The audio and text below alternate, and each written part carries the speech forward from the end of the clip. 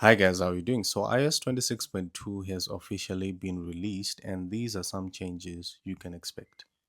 So we'll start with the liquid glass settings. If you have turned on reduce transparency in your accessibility settings and you try and turn this option to tinted, it will show you this message like this. So previously in the previous version, this wasn't there. It was just a text underneath like that.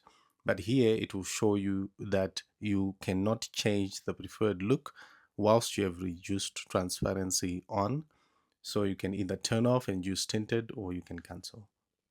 Still on liquid glass, there's now a liquid glass option for your lock screen like this. So you can change the tint of that time, as you can see like here. And there's also a solid option if you just prefer it to be solid like that. So if you want it to be liquid glass like this, there's now a slider here where you can turn to either reduce or increase that appearance. Liquid glass is now also on the Measure app. So as you can see that kind of liquid glass design right there, like that. So liquid glass is now also on that Measure app and it looks quite nice.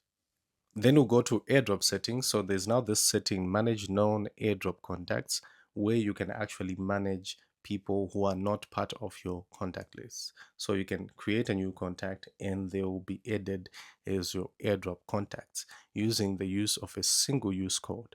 So as you can see from the text here, you automatically appear for 30 days. So that code only works for 30 days to people you have shared a single use code with. And this is a new way of sharing files with people who are not part of your contacts. Now go to the reminders app. So previously it would just show a reminder, but now you can add an alarm to your reminder so that it just rings the same way an alarm would just do. And I think this is a new way of trying to make sure that for agent reminders, you'll be notified instantly. Then we go to the music app. So the music app now supports offline lyrics. So you can see a song's lyrics whilst not connected to any network or cellular network or Wi-Fi. Then we go to the sleep score. So I do not use the sleep score, but if you use the sleep score inside your health app, you actually see that there are now new changes, now new ranges, as well as new descriptions there. So very low, low, high, very high. All these are descriptive enough as well to show you how good your sleep was based on the settings that you would have put.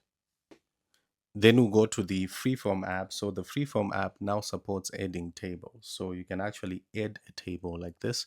And inside your table, you can put text, you can put whatever you want inside there, like images, documents, etc. So the Freeform app now supports adding tables and you can put anything you want inside those table cells.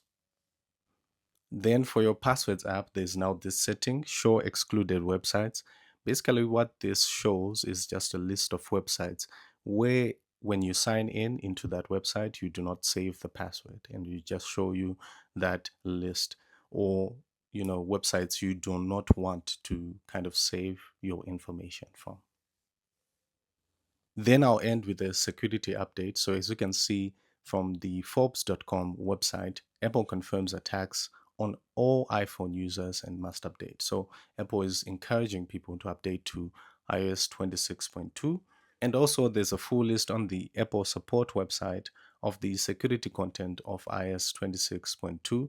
So it outlines everything you'd want to know, everything that was changed, the impact, the description of the change as well, and it's quite a detailed article with the number of things that could be vulnerabilities if you haven't updated to iOS 26.2.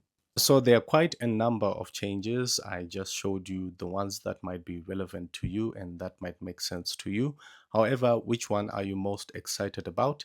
If you love this type of content and you like this video, you make sure you subscribe and don't forget to watch the next video.